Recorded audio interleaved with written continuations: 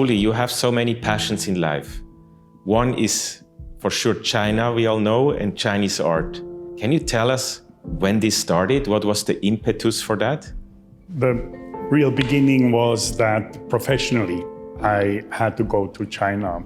I was working for an industrial company in Switzerland, global company though, and so all of a sudden China opened, and that had been the last white spot on the business globe for many companies. So a Chinese delegation came. That then led to me going to China and being intensely on my way with China, but I didn't have any knowledge. So my hope was through contemporary art, which I had loved in the past, but not Chinese, but Western, to learn more about China. So that's how I got interested in Chinese art.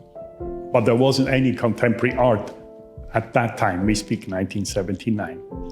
So I followed it, but only later I felt now Chinese artists found their own language. So now I also want to build maybe a collection for myself. How did you go about building such an impressive, I think it's one of the largest collection of Chinese art? What was the driver? What motivated you? What was your plan to go about it? After buying a few pieces for myself, according to my taste, I discovered no one was collecting Chinese contemporary art, except in very random way. I thought that's very odd. This is the biggest culture space in the world, yet no one cared what the contemporary artists were doing.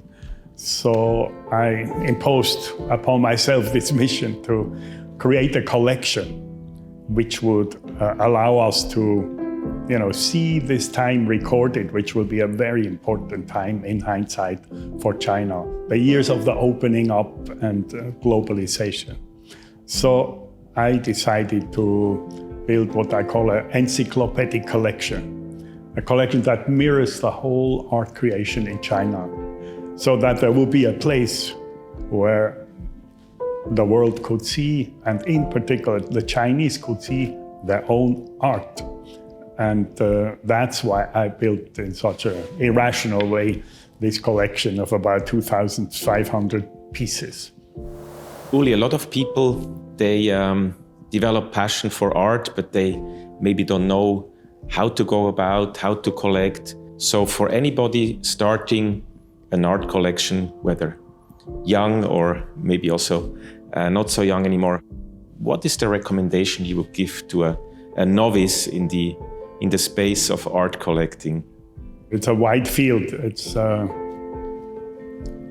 field that requires acquiring knowledge. So I would suggest see a lot of art, good art, also see bad art. I like to see bad art. I mean, bad is not the right word, but art that's not meaningful, to shape your knowledge and your taste and to find out what suits you.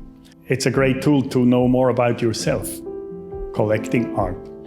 And what I would always advise is to have a focus. Most people buy what they like, and that leads to this I like type collection, which is more accumulation than a collection. So for a collection, I really recommend focus on something. So the works can kind of explain, charge each other up, etc. So they form something beyond single works. That's what I would call a focus. That really differentiates what a collection is versus just an accumulation of works. Thank you so much, Uli. It's impressive what you have done in the contemporary Chinese art scene, and it's very even nicer to see that you continue to nurture that. So looking forward to many more nice exhibitions at the M+ Museum. And thank you so much for being with us. Thank you, Victor.